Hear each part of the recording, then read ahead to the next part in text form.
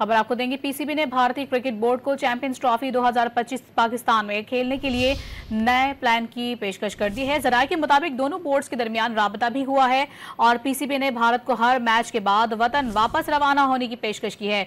इस बारे में मजीद तफसीलात हासिल कर लेते हैं। डॉन न्यूज के नुमाइंदे अब्दुल गफ्फार हमारे साथ मौजूद हैं। गफ्फार, पाकिस्तान की पेशकश पर भारत ने क्या जवाब दिया है और प्लान है क्या, ये भी बताइए।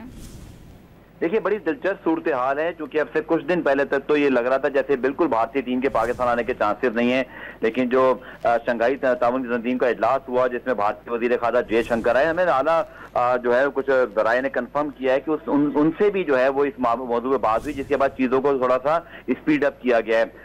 हमें जराये ने कंफर्म किया कि पाकिस्तान क्रिकेट बोर्ड और भारतीय क्रिकेट बोर्ड के दरमियान इस हवाले से बातचीत हुई है।